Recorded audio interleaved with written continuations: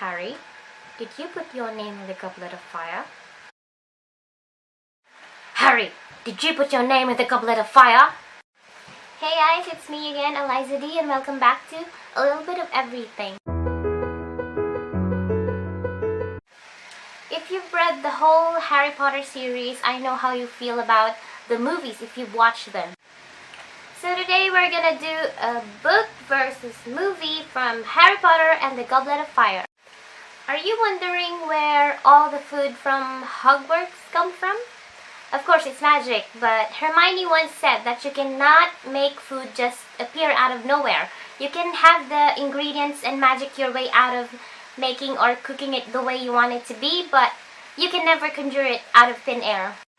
I'll tell you later where all those tasty looking food that we see in every feast at Hogwarts come from in a while, so tune in. Before we read the scene that solves the mystery of Hogwarts food, I want to tell you first the differences between the movie and the book. One difference that saddened me is that they did not show in the movie that Harry met Oliver Wood in the Quidditch World Cup. Of course you miss Oliver Wood, you should have shown him.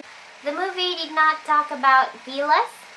Fleur is a part Bella herself, that's why it wasn't so hard for the guys to like her. She keeps tossing her hair to Cedric Diggory, by the way.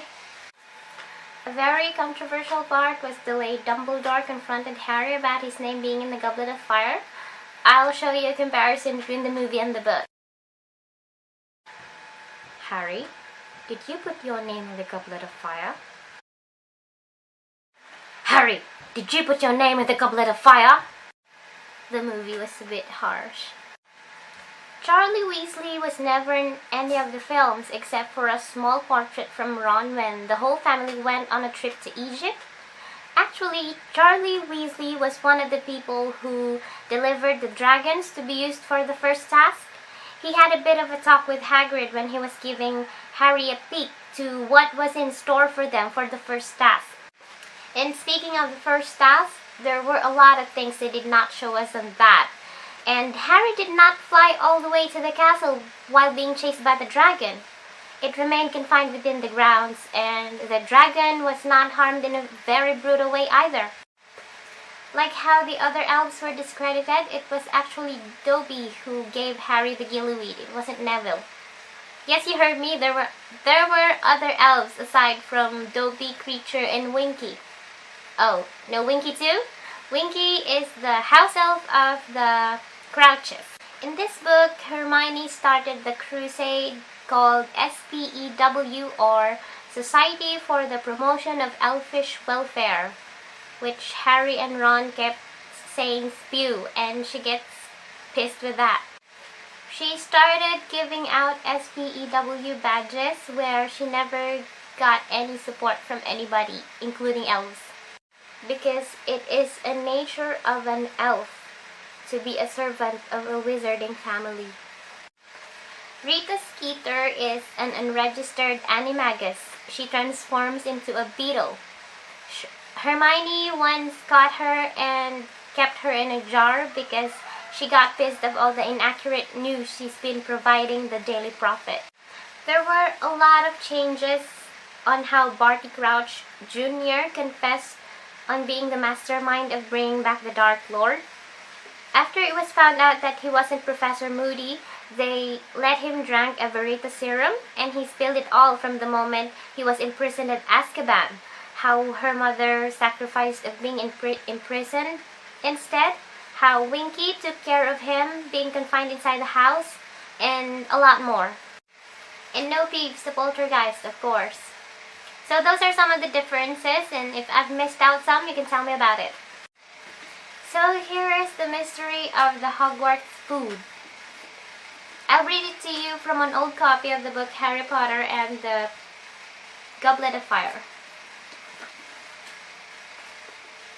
Harry, she panted, skidding to a halt beside him. Harry, you've got to come. You've got to come. The most amazing things happen. Please. She seized Harry's arms and started to try and drag him back along the corridor. What's the matter? Harry said. I'll show you when we get there. Oh, come on, quick. Harry looked around at Ron. He looked back at Harry intrigued. Okay, Harry said, starting off back down the corridor with Hermione, Ron hurrying to keep up. Oh, don't mind me, the fat lady called irritably after them. Don't apologize for bothering me. I'll just hang here wide open until you get back, shall I? Yeah, thanks, Ron shouted over his shoulder. Hermione, where are we going? Harry asked, after she had led them down through 6 floors and started down the marble staircase into the entrance hall. You'll see in a minute, said Hermione excitedly. She turned left at the bottom of the staircase and hurried towards the door through which Cedric Diggory had gone the night after the Goblet of Fire had regurgitated his and Harry's names. Harry had never been through here before. He and Ron followed Hermione down a flight of stone steps. But instead of ending up in a gloomy underground passage like the one which led to Snape's dungeon, they found themselves in a broad stone corridor brightly lit with torches and decorated with cheerful paintings that were mainly of food. Oh, hang on, said Harry slowly halfway down the corridor. Wait a minute, Hermione. What? She turned around to look at him, anticipation all over her face. I know what this is about, said Harry. He nudged Ron and pointed to the painting just behind Hermione. It showed a gigantic silver fruit bowl. Hermione, said Ron, cottoning on, you're trying to rope us into that spew stuff again. No, I'm not, she said hastily. And it's not spew, Ron. Changed the name, have you? Said Ron, frowning at her. What are we now, then? The House Elf Liberation Front? I'm not barging into that kitchen and trying to make them stop work. I'm not doing it. I'm not asking you to, Hermione said impatiently. I came down here just now to talk to them all and I found, oh, come on, Harry, I want to show you. She seized his arm again, pulled him in front of the picture of the giant fruit bowl, stretched out her forefinger and tickled the huge green pear. It began to squirm, chuckling, and suddenly turned into a large green door handle. Hermione seized it, pulled the door open and pushed Harry hard in the back, forcing him inside. He had one brief glimpse of an enormous high-ceilinged room, large as the great hall above it, with mounds of glittering brass pots and pans heaped around the stone walls, and a great brick fireplace at the other end, when something small hurtled towards him from the middle of the room, squealing, "Harry Potter, sir! Harry Potter!" Next second, all the wind had been knocked out of him as the squealing elf hit him hard in the midriff, hugging him so tightly he thought his ribs would break. "Dobby!" Harry gasped. "It is Dobby, sir, it is!" squealed the voice from somewhere around his navel. "Dobby has been hoping and hoping to see Harry Potter, sir, and Harry Potter has come to see him, sir." Dobby let go and stepped back a few paces, beaming up at Harry, his enormous green tennis ball-shaped eyes brimming with tears of happiness. He looked almost exactly as Harry remembered him, the pencil-shaped nose, the bat-like ears, the long fingers and feet, all except the clothes, which were very different. When Dobby had worked for the Malfoys, he had always worn the same filthy old pillowcase. Now, however, he was wearing the strangest assortment of garments Harry had ever seen. He had made an even worse job of dressing himself than the wizards at the World Cup. He was wearing a tea cozy for a hat, on which he had pinned a number of bright badges, a tie pattern with horseshoes over a bare chest, a pair of what looked like children's football shorts, and odd socks. One of these Harry saw was the black one he had removed from his own foot and tricked Mr. Malfoy into giving Dobby, thereby setting Dobby free. The other was covered in pink and orange stripes. "Dobby, what are you doing here?" Harry said in amazement. "Dobby has come to work at Hogwarts, sir," Dobby squealed excitedly. "Professor Dumbledore gave Dobby and Winky jobs, sir." "Winky?" said Harry. "She's here too?" "Yes, sir, yes," said Dobby, and he seized Harry's hand and pulled him off into the kitchen between the 4 long wooden tables that stood there.